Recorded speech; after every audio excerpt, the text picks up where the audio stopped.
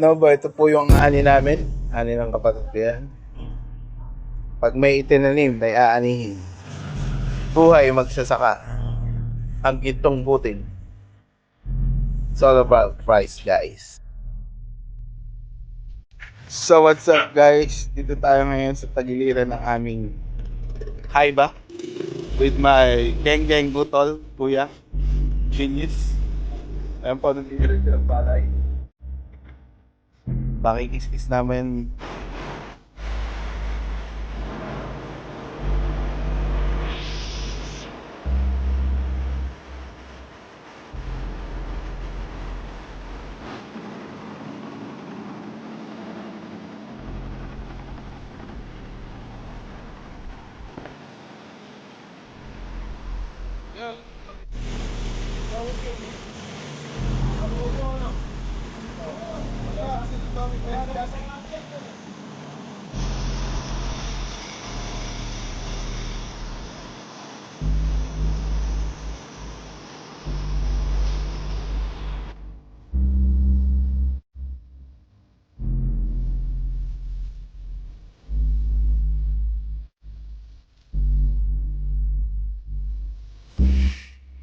Bigas.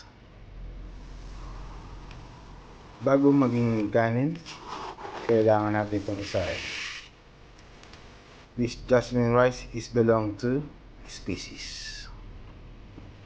And in the medium grains of rice.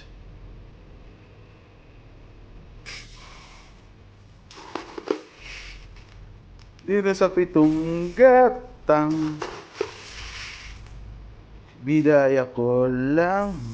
Tatlong gatang tayo, mga karobo.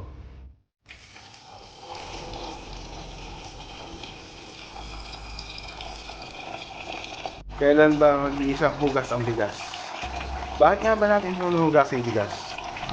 At tinatanggal natin yung sustansya, yung starch niya pag yung hinuhugasan natin. So ako naghuhugas lang ako, guys, ng bigas kapag export or import yung bigas natin. Pero pagka bagong ani, isang hugas lang. Alright? Yan lang ako maghugas ng bigas. Then drain ko yan.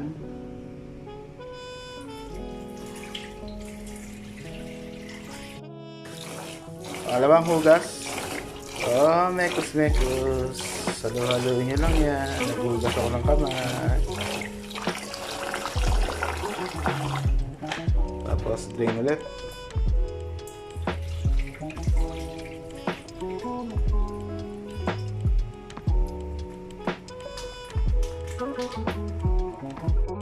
Ang sekreto sa perfectong steam rice or sinaing, susukatin nyo yung tubig yung nandito, guys. Tatlong gata, nandito yung tubig. Yan. Depende yan sa variety ng bigas nyo. Up. Diba? Medyo marami pang tubig. Buwasan natin para hindi malata. Ayan, ha. Kita nyo, ha. Alright. Salang natin yan, mga kalobo. Then press the button, set cook, and wait for 15 minutes. Alright. Bago tayo magkaroon ng kanin, kailangan muna natin isaing ang bigas. Kailangan yung matutong magsaing, mga bata.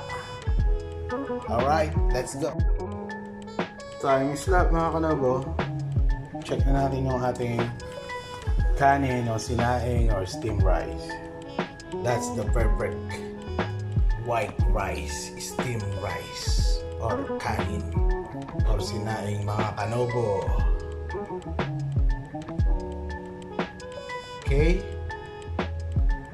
Patayin na natin yan, mga kanobo.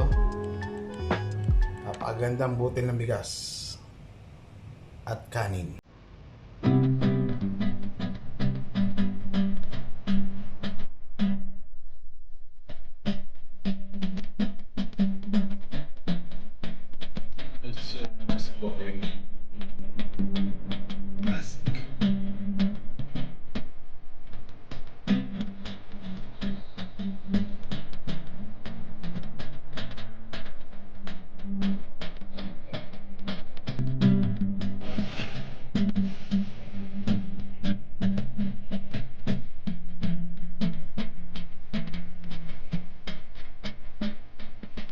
Thank you. Let's eat.